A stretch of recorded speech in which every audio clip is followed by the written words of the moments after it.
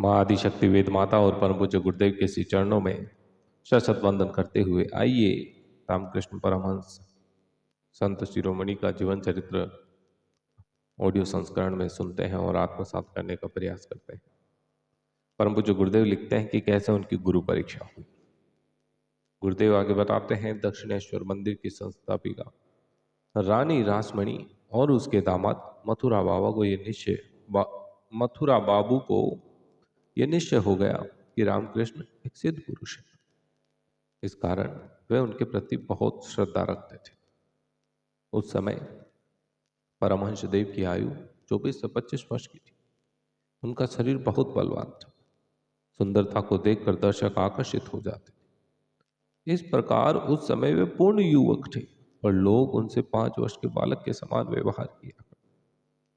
स्त्रियां उनके पास आने से जरा भी संकोच नहीं करती। तो भी मनुष्य का मन ऐसा दुर्बल और अविश्वासी होता है कि अंत में इन लोगों ने परमहंस देव की परीक्षा ले ही डाली।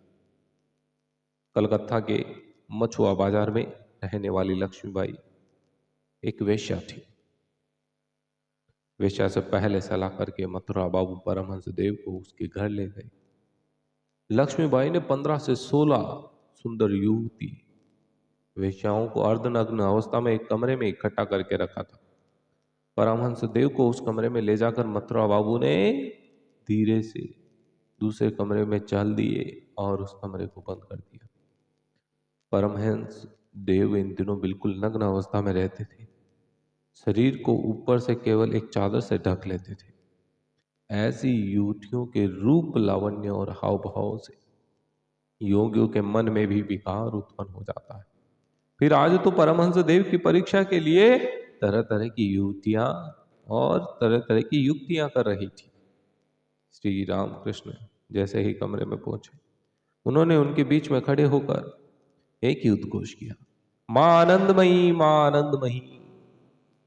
इस प्रकार से कहकर मस्तक नवाया और यही शब्द बार बार उच्चारण करते समाधि अवस्था में पहुंच गए। उनके नेत्रों से लगातार प्रेम के आंसू बह रहे थे। उनकी ऐसी अवस्था देखकर वेश्याएं भयभीत हो गई। कोई उनकी हवा करने लगी, कोई अपराध समझकर क्षमा मांगने लगी। यह दृश्य देखकर मथुरा बाबू अपने आप को बहुत लज्जित महसूस करने लगी।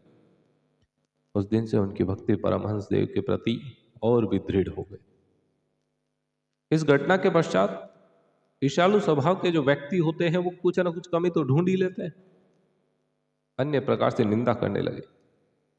कुछ लोगों ने कहा कि परमहंस देव सिद्ध नहीं है, वरन उन्हें स्नायु रोग है, जिस कारण से उनका पुरुषार्थ चला गया है। उनके पुरुषार्थ की हानि हो गई और वो नपुंसक हो गए। वे कुछ करने लायक ही नहीं है।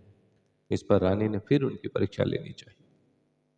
इस संबंध में परमहंस देव ने एक बार कहा था, मैं अपनी कोठरी में सो रहा था कि 2 स्त्रियां मेरे पास आई। पहले तो उन्होंने मुझे इधर उधर की कुछ बातें की, फिर खुल्लम खुल्ला मेरे अंग का स्पर्श करके काम चेष्टा करने लगी। मैं माँ माँ पुकार उठा और बेसुध हो गया। जब मुझे चेत हुआ तो देखा कि वह स्त्रियां मेरे चरण पकड़कर रो रही थी। मैंने तुरंत अपने चरण खींच लिए और माँ आनंदमयी कहकर नमस्कार किया।